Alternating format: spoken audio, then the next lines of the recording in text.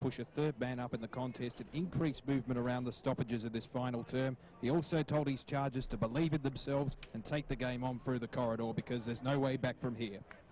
And thanks to the local Burger Co. just go around the grounds to Jubilee Park. Templestowe have kicked the last 6 goals of the game to lead by 25 points. Ex-skipper George Sarnini's run right on the siren. A bigger spirit lift, a bigger spirit lifter than your right arm on a Saturday night BWS. Last quarter action at Bayswater Oval, Division 1 qualifying final. Johns gets it out of the middle of the ground, gets it up towards Chadwick. It's cut off though. Nice work taking the mark there was Langdon. Langdon kicks out wide, finds Goodman. Goodman, nice chip kick, finds its target in Johnson, who gives away to Dean Stephen. Up towards half forward, looking for a target, couldn't quite find it there. Intended option was Hoare. Taylor to clean up.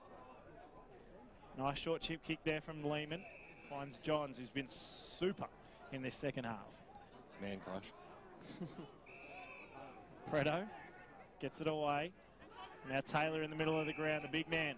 Sends it inside forward 50, Van Unen one-on-one and just sticks the Dukes up. Strong. And if it's not a mark, it's a free kick. And 25. And he'll go, and it is 25. So wow, he'll line the up first one of the afternoon. Point blank range will Justin Van Unen to try and kick goal number 4. Well, I don't want to be all that critical. Dean Stephen wins the ball extremely well, but his disposal today has been appalling. Yep. He has turned the football over nearly every time he's got it, which is a shame because he gets it really well. And that was another one of his turnovers and clinical use of the football. And for a big man, that was a great disposal from Taylor. Oh, perfectly weighted kick. Van Unen makes no mistake, happy with it, straight off the boot, and the 15th goal on the board for the Vermont Football Club. They move on to 15-5-95, Montrose 7-9-51. We've played a minute and a half in this final term here on AFL Game Day. It's the Eagles and the Demons. I think that might be, they may have kicked a goal in the first minute of every quarter so far, I think, Vermont. They've come out and just gone bang, bang, bang, bang every quarter. And that puts Montrose on the back foot straight away. But again, it's set up beautifully. All that space that he had to then lead out to, it was, it'd be great for being a forward. Around the grounds, thanks to the local burger company. 10-point ball game in favour, I believe, Park Orchards, 9 minutes into the final term. Well, the Sharks are swimming as the kick goes inside forward 50. You'd like that one, Seymour. Pack forms picked up there by Chadwick. Got a handball out somehow. The Sharks are swimming. What are the Bloods doing? Bleeding. So Geordie Buckingham to restart this match. 40 metres out from the Vermont goals. Taylor goes up unattended. Then there was a bit of shepherding happening from Bird in the ruck. So be a free kick to the D's. They're screaming for it on the far side of the ground. The kick goes in towards the middle where Rickard was there at the fall. The ball picked up nicely by, I think that was Goodman then, holding the ball. Good tackle there by Lockie Johns, but gave the don't argue and ran away with it. Kicks it inside forward 50 towards the Bird direction. Bouncing football. I thought it bounced. It got there in the end, so he takes the mark about 50 metres out from goal. He doesn't look confident. Open goal square, just got to just put it long. See Taylor just lurking down the big ruckman, screaming for it. So that's... Not too long. Was missed. Took too long. So Bird is going to eventually back himself here. It'll take every bit of a 55-metre kick to get to the line. Comes in now. Short passes on. He tried to fool everybody in the end. Taylor came out. Deneen was in there too. Handball over the top to Lindgren. Gardle came in and chopped that off and got the clearing kick out towards Billy Schilling, where they've been few and far between today. The marks for Billy Schilling. Thought they might have changed him up and put him in the ruck in the third term, but he's stayed forward. Sam Goodman takes the mark. He's worked hard today. Short passes on. So a little bit easier this time for the Montrose Football Club as the kick goes up towards the half-forward line. Nicely picked up there by Castricum. Backwards to go forwards, and now Vermont will be away on the members' side. Short passes on that time there by Preto. Spots up Chadwick. Preto will get it back. We're in the blue boots this afternoon. Handball went awry over the top of Parker's head, but Emily was there for support. Switches the ball out wide now. That was a good kick. It was picked up there by David Barton. Slams it on his boot up towards the half-forward line. Over the top of Froud's head. Van Noonan was there. He was able to trap it. Geez, he's a strong footballer. Eventually got the handball away. Preto was there, but Hoare was there also to mop up for Montrose, and they'll be able to clear things out and do it their way. Short passes on. Rickard told to go wide, but he's got other ideas because Dean Stevens called for it at centre-half back. Takes the mark. So we'll see what he can do with his disposal this time, Davo. He's got a short option on here, which is the way he's going to go, but he still couldn't hit the target in Matty Langdon, put him under an amazing amount of pressure where Wilcox came in. He got legged. The umpire said it was okay. Bernie Danini spotted up Taylor. The big man's all lurking by himself, and Reedy might go short too, but Simon Taylor wants to get amongst the goals this afternoon, and the big man will go back and have a shot. 45 metres out, 45-degree angle.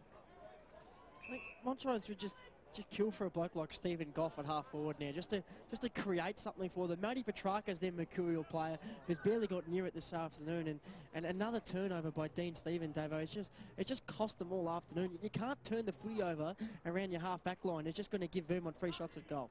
Oh, and there was no pressure there. That was a 10-metre kick to a bloke standing by himself, and he missed him. Taylor is working it back, but not far enough. One behind is the result. That's number 6 for the Vermont Football Club. Bendigo Bank scoreboard, 6 minutes gone in this final term, and the Eagles are doing it comfortably. 15-6, 96, 35 points over Montrose, 7-9, 51 as the short pass is on. Stephen, handball over the top to Causa, across the half-back line, chips it up to Schilling. He had to hold strong, which he did. Had Lehman right on his hammer. Towards the middle of the ground now. Bell gets the nice link-up handball there and has a bounce across towards the Garthwaite direction or over the top of his head to Johnson, who was there to kick it to the top of the goal square. He probably had more time than what he realised in the end. Rickard came across late to give away a free kick, and umpire called the mark. Called the mark. Such is the game for Brett Johnson. He'd be pressing for votes, even though it's a 45-point margin in favour of Vermont. He's just been that far above every single one of his teammates this afternoon. It's probably why they're actually not winning the game of footy, Davo. It's just one man can't win a game. That's right, and look at it, he has been exceptional, but you've already named a couple of blokes. Matty Petrarca hasn't touched it. Hasn't touched it, and he's crucial for them.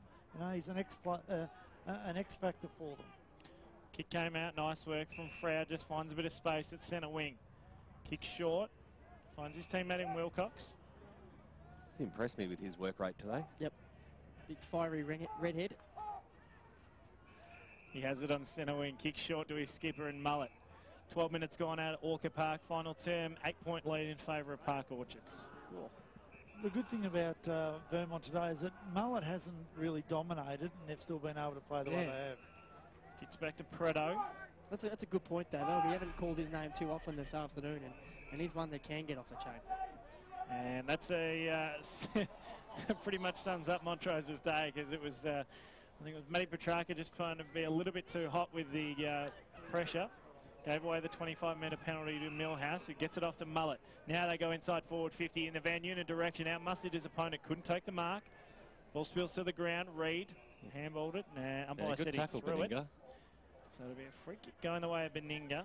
I know there's strength, but I don't think you're allowed to pick someone up and throw them out of the contest like that happened. Johnson, short chip kick. Finds his target in Rickard. Rickard gets it away, finds Hall. He's another one that has been too quiet today for my liking. Johnson pushed in the back. Umpire said he was tackled, called play on.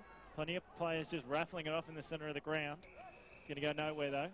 Just looking at Dean Stephen, looks a little bit ginger coming off the ground. A sore ankle from the Sharon hitting it all afternoon. In the wrong spot. Trying to work forward. Montrose will get it through Goodman. Sends it forward. Wrong side of the right boot up towards Millhouse, who just dived into the pack, didn't even bother going for the football. Should have been a free. They'll clean up the Eagles, although making hard work of it there. McCarthy gets it away. I'll tell you what, they'll get out of jail here, but they haven't done it easily. Johns just kicks nicely up the line, finds a bit of space. Reed, and he takes it over the boundary line and out of bounds. 9 minutes gone. 15-6 plays 7-9. It's a considerable lead in favour of the Eagles. Grant Campbell, Tuesday match stats. Inside 50s, 8-2 in favour of Vermont. Contested possessions, 15-7 their way. So ball back into play. Picked up by Langdon. Wrapped up by 2 opponents, and we'll have a bounce. 2-point ball game. Park Orchards lead Warrandyte. Dooley dooley. Absolute cracker out there at Walker Park. Expected nothing less. Both those sides have had a great rivalry throughout 2014, both winning 1 game each. New local rivalry in the Eastern Football League as Goodman swings around and was put under a lot of pressure there, and over she goes. 9.5 minutes gone here in the final term. It's a 45-point lead to the Vermont Football Club. Wayne Brasher, listening from hospital, will be absolutely wrapped with the performance of his boys this afternoon as Pyer throws it in. Goodman kicks it inside forward 50. I think there's a bit of holding going on there, and I think the free kick might be to Bell, is it, out there? Rickard. So Sam Rickard hasn't kicked a goal yet today. He'll have a shot from about 40 metres out, maybe a fraction more, most directly in front. Class player, certainly within his range, comes in now. It's a floating kick, but it's a straight kick. Great goal there to Sam Rickard, and Montrose Football Club have their 8th goal on the Bendigo Bank scoreboard. 10.5 minutes gone, but Vermont 15 goals, 6.96 to Montrose 8-9 57. For those of you looking for the score between Essendon and Carlton, it doesn't get any closer. It's a draw. Mark, I think it was Murphy who had a shot late, didn't make the distance, and couldn't rush it over for a point. So Murphy wasn't playing. Sorry, it was Gibbs. My apologies. I just get those two mixed up. It's downhill skiers all look the same to me. Taylor gets it away. Goodman overran the ball. Johns just tried to get through 3. Couldn't quite take them all on though. I'll tell you what, something I've not seen before. Bernie Deneen, every time he comes off the ground, he has his own personal his mum and dad. Mum and dad giving him his drinks. Fantastic. That's what I call service. They're, I think his parents are, those parents that have been his mum, who's been there at every single. Joan has been game. around forever since his supporting birth. Bernie. So Unbelievable. Greg Campbell. Sharp from you, thanks to Cheers Tap. That's a sponsored segment, is it? Ball thrown in once again. Nice work from Langdon, tried to get it away, couldn't quite do so. Thumping it on the boot there was Bell, just trying to push it forward. Good work from Millhouse, he's been good this afternoon. He's shown everything. Trying to find a bit of space. Telford hasn't had much of it this afternoon. Gets it away to Schilling, who just sticks out the juke and plucks that out of nowhere. What a mark from Billy Schilling. Hasn't done anything all day and then pulls that one out at the 12-minute mark of the last quarter. It wasn't a great kick from Telford. I mean, he could have kicked it about anywhere he wanted inside the forward 50, and Billy Schilling would have run onto it. But he made it very, very difficult for the Montrose spearhead, who has had a dog of a day. But hopefully he can put this one through just for his own confidence. Billy Schilling from a tight angle. Sends it on its way. Beautiful. Looks very good off the boot, and that's exactly what they need. Bit of a confidence booster. His second for the afternoon. Going around the grounds thanks to the local Burger Co. Sharks by 8 points, 20 minutes gone in a close one out at Walker Park. It just shows today that if they can set up right, and that's what they've got to get. They've got to get their set up right. If they can set up right, Montrose, and they get the ball to Schilling, there is such a good kick of the football. But they just have bombed it in and expected him to take the big marks. And Castricum's played a great game, just gone for the punch. But any defender can defend some of the delivery that's been put in today to them. Yeah, they put some homework into him as well. With Millhouse has been laxing off Castricum all afternoon, and that's a problem that Billy Schilling is going to find now for, I think, the rest of his Eastern Football League career, because he's just that dangerous. You leave him in one-on-ones, he'll burn you more often than not. It's important that Montrose run this game out, and on the left boot, Sam Goodman received a free kick, kicks it up towards the wing position. Nicely done there by Reid. Got the handball away to Mullet. On the right boot, dumps it inside forward 50. It's a good lead out there, and almost taking it was Justin Van Unit. Snaps around the body. Could this wrong in its way back through? No, it goes across the face of goal, and it might eventually be rushed over. Gardle was in there. Manny Langdon got to be holding the ball. And eventually seen over the boundary line, and no, it's been called a ball up just before, so the third of 2 options, the ball up. Very lucky, McArdle. And that's what you look. You do want those tackles rewarded. I mean, they are great tackles that need to be rewarded. Well, he tried to take him on. There was nothing else he was going to do. Had the hands free. Yeah. Harry Murphy sees it over for another boundary throw in. So we do get behind our Eastern Football League umpires, David. They do a fantastic job. Pyth brings it back in. Wilcox got a second knock on it then. Barden came crashing his way through, as was Bell. Picked up again there by Wilcox. Beninga's got him nicely wrapped up, and we'll have a bounce 35 metres out from goal. Grant Campbell, some stats that matter thanks to Choose Tap. Inside 50s, 9-5 this quarter. Clearances 6-3 in favour of Montrose. Bell put his head over the football and... Davo's got to watch what he says about the umpires just in case he gets a job next year. That won't make any difference. Clearing kick for Montrose into the middle of the ground. Bird will be the first player to meet it there for Vermont, but a bit of a wrong and bounce worked out there well for Rickard. He got the handball across to Johnson, then back to Rickard, then squeezed to kick up to half forward where Billy Schilling, who's moved up the ground a bit in this quarter and is getting himself into this game, but all a little bit too late. Dylan Rickard, I should say. Short passes on. It was an absolute shocker. It was chopped off there by Barton. Going in after it again was Goodman of the Sam variety, and will have a bounce 50 metres out from goal. But see, that's where Schilling got it, and he didn't work hard enough then. He gave it off, didn't work hard enough to get into the space down the ground, and he would have got another repeat kick then. Spot on as Haining got a big knockout that time. Picked up nicely by Reed. A little handball out to Pareto, who was a bit fumbly there in the contest. Mullet goes in. Couldn't pick it up, but Bird did. Got the little handball across to Barry Murphy. One way when the other. Oh, he was clever. How can a big man be by himself so often as Taylor goes inside forward 50. The kick needed to bounce favourably for Froud, but Lee Scott was there to mop up for Montrose, but his kick was disappointing into the middle of the ground. So once again, it'll be Johnson. Got himself out of trouble. Chadwick's handball out wide. Spotted up Bird.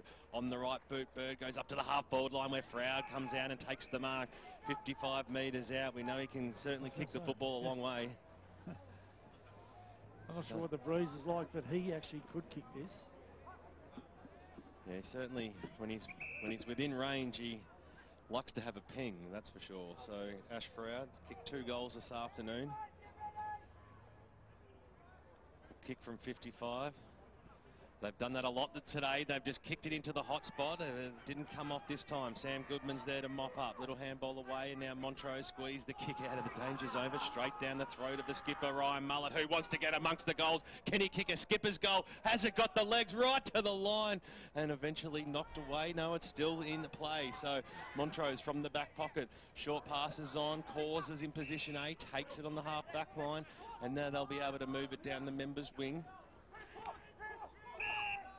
More updates around the grounds, thanks to the local burger company, Dyson Baker. Nothing coming in. I'm trying to work with Ray Baird to try and get an update. 24 minutes gone. Park Orchards lead by 8 points. Yeah, certainly Twitter's not one of his things. No, it takes that long to send a text message. You get next week's results.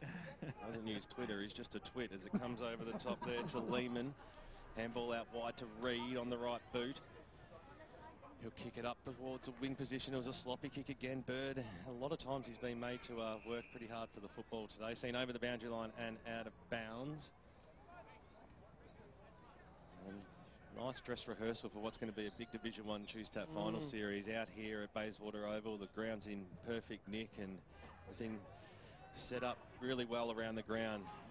Friendly for everybody is the kick now. Comes inside forward 50. Taylor, the big man, used his body well, got down low, scooped it out, but has given away a free kick in the process. I think Jack Garthwaite, no, we'll go back to Gardle.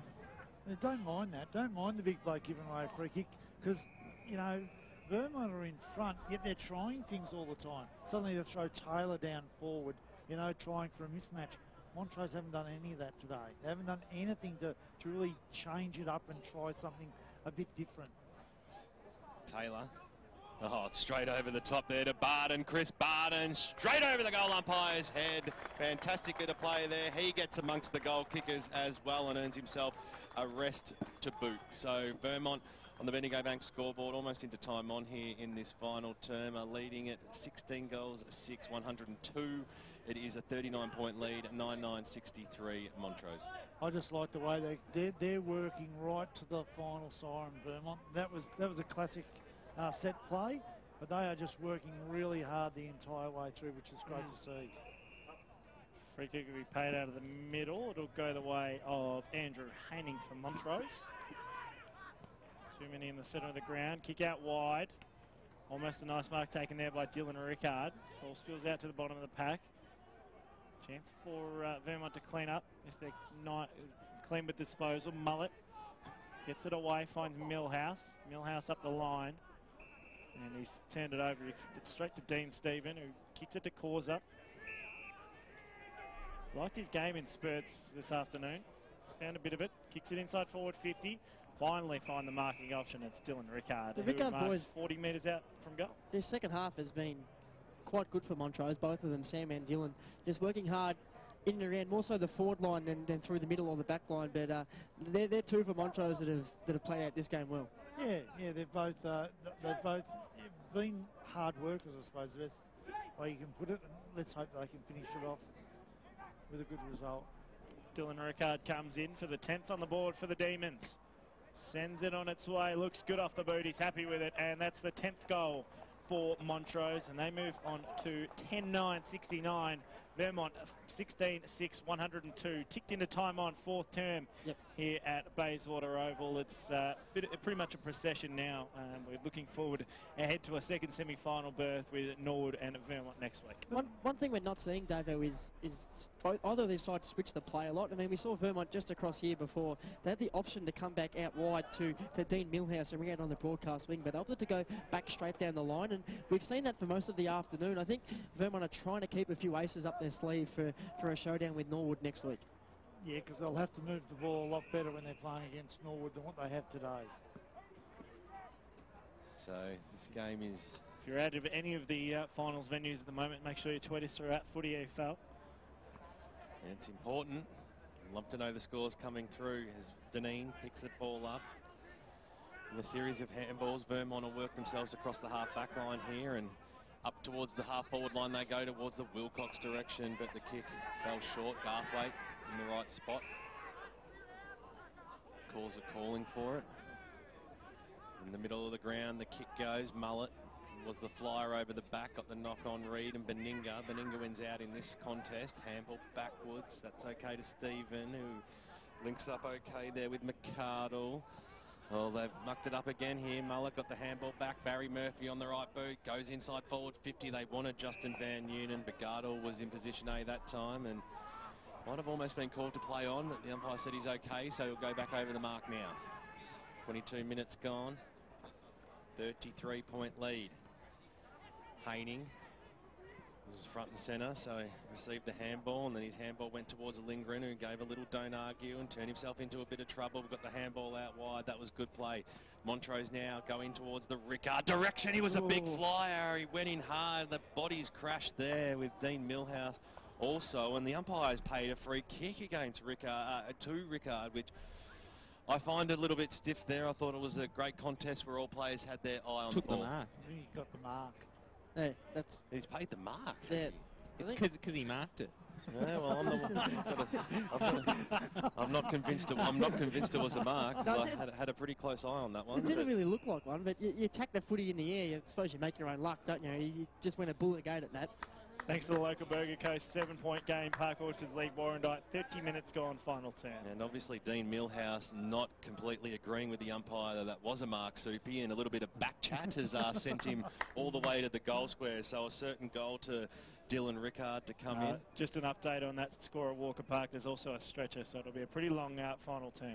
Rickard from point blank range over the goal umpire's head for his second goal in a matter of minutes. So margin reduced back to 27 points now on the Bendigo Bank scoreboard. 23 minutes gone. So a few consolation prizes coming in late. The yellow card. Millhouse is really filthy about that last decision, and further back chat has cost him a spot on the pine. Is that another free kick? Yeah. Oh, it won't be in front of goal. It'll be surely to be back in the middle of the ground. No, I think it's in front of goal. It's a free kick about 30 metres out where the infringement took place by the looks of it. Yeah. So Petrarca, I think it might be his free kick, in fact. So looks like he's the one that's not done with yet. A couple of goals very late, we said. Oh, surely not. Margin could be reduced back to 21 points here as Petrarca on the right boot. And that's how you kick 2 goals in 2 seconds. So Montrose on the Bendigo Bank scoreboard, 24 minutes gone now. So things are just getting a little bit interesting. 21 points the difference, and certainly hasn't felt like a game that's been this close all afternoon by any means. No, Dyson just said maybe they alluded to the fact that maybe there were a chance. I had to look at the scoreboard and just double check what it was. At 21 points, wow, I didn't expect to see that. Well, I think they kicked the last 4, so there's certainly won the last term. whether they can. Game over. Park Orchards win. What a comeback over Warrandyte. Park Orchards will play Division 3 4 years, and they're already up into Division 3. More importantly, they'll take on Sylvan in the Division 4 Choose Tap Grand Final next Saturday afternoon, which will, of course, be our radio game, So Ben Warren-Smith. Warrandyte have gone out in straight sets. Warrandyte have gone out in straight sets. And 10 goals to 3 after half-time. I would like to know a team that has scored 1 point for a first half in a final that can come out and win that final. Amazing. That's actually a very good point. I think we forgot about that early days.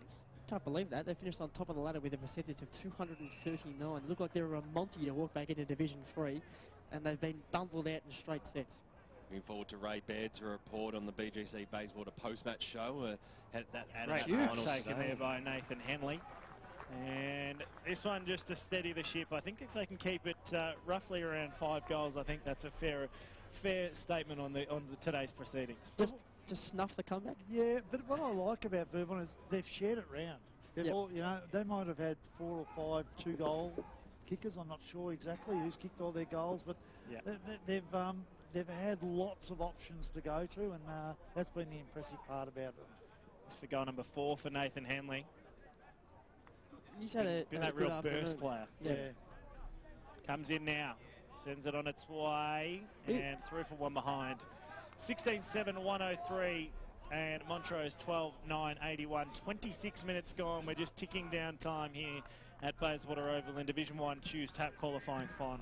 Nathan Henley was the one that busted the game open for them just after half-time. He kicked the 2 goals in 2 minutes and really sent Vermont on their way to some sort of dominance in the second half against Montrose. Start thinking about your votes, gentlemen, for the Trojan Hand Tools Player of the Day. A spearing pass to spot it up nicely there in Dean Stephen. Got it away to his coach in Johnson, who drilled a football straight down the throat of Rickard. So that's how you move the football, straight down the ground, one way then the other. Little short passes on it was risky, but running on and slamming through. A good goal there. I think that might have been Stephen who came down to put that one through. Dyson? No, shaking your head. It could be Rickard again, right? So Dylan or Sam? Dylan. Dylan. Both kicked goals this He needs- afternoon. Dylan's kicked 3 goals needs then to in the turn final around. turn. I can see who it is. He hasn't turned around. Hands on hips, Stan. Head number 10, yep. So Sam second Rickard. goal to Sam Rickard. So ball back in the middle now. 27.5 minutes gone. And it's, well, who knows? Can they snag another one and really scare the life out of Vermont as the kick, this big fly there by Froud. Evo getting excited in the background there as the siren sounds, and a fantastic victory today by the Vermont Football Club. Final scores out here, 16 goals, 7, 103. A 16-point win in the end to the Eagles, 13-9. 87, the Montrose Football Club. Major goal kickers on the ground, Justin Van Noonan with 4, 3 each to Nathan Henley and Lachlan Johns with 2 goals to Ash Froud and Bernie Deneen. And the major goal kickers for Montrose, it was 2 goals to David Bell and big Billy Schilling and Brett Johnson. More importantly, there's a player down on the field.